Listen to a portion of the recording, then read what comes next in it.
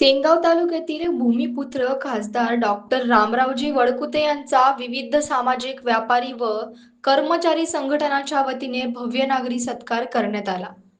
या कार्यक्रमाला आमदार तानाजीराव मुटकुळे यांची प्रमुख उपस्थिती लाभली.